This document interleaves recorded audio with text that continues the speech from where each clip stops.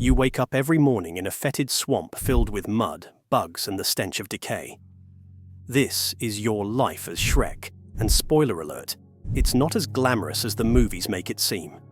Your entire existence is defined by other people's disgust. Everywhere you go, villagers run screaming, "Ah, a horrible ogre!" The pitchforks and torches come out before you can even open your mouth. You're judged purely on your appearance, green skin, massive size, unusual ears, and nobody bothers to get to know the person beneath the ogre exterior. Privacy is your only refuge, which is why you've built your life around isolation. You've erected "keep out" signs, spread rumors about your own ferocity, and crafted horrifying warnings to scare away visitors. Loneliness is preferable to constant rejection. Your swamp isn't just your home. It's your self-imposed prison, the only place where you don't have to deal with the judgment and prejudice of others. Your personal hygiene is, to put it mildly, problematic. You bathe in mud. You use a slug as toothpaste. Your earwax collection is among your prized possessions. Your bodily functions are potent enough to kill small animals. While you've normalized these habits, they further alienate you from society and reinforce the stereotypes that keep you isolated.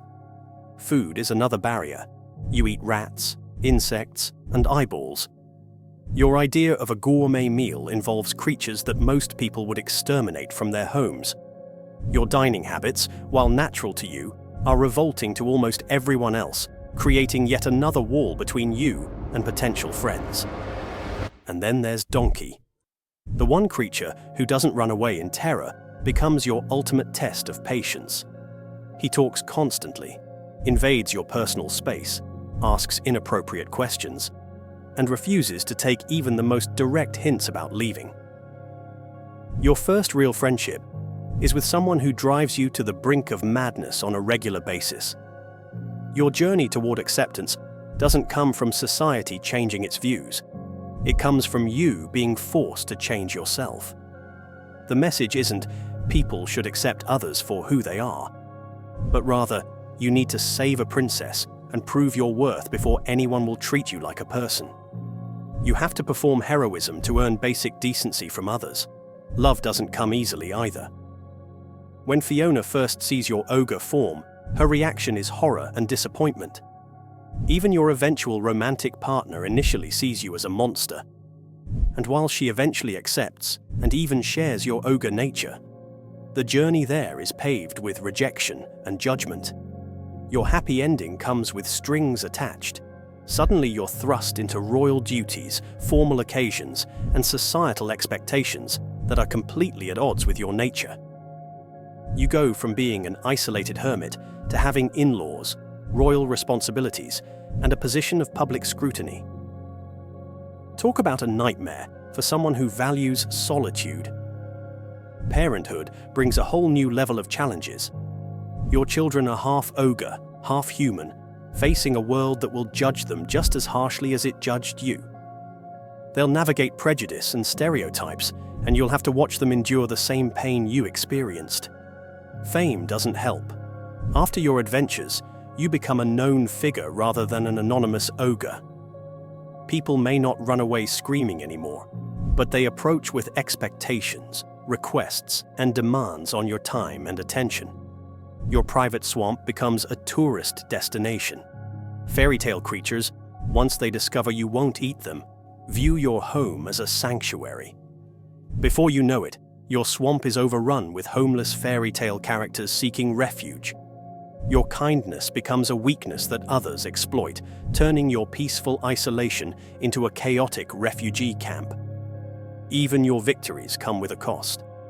Each happy ending is really just the beginning of a new set of problems. The happily ever after promised in fairy tales never actually arrives. There's always another adventure, another villain, another crisis requiring your intervention. Your physical strength makes delicate tasks nearly impossible. You break things constantly, struggle with fine motor control, and can't navigate spaces designed for human-sized inhabitants. Doors are too small, chairs collapse under your weight, and simple tasks become complicated when your fingers are the size of sausages. The magical world you inhabit is deeply unfair. Fairy godmothers, magic potions, and enchanted contracts create a system where the rules are always changing and usually not in your favor. The deck is stacked against you from birth. Who wants to wish upon a star for their child to become an ogre?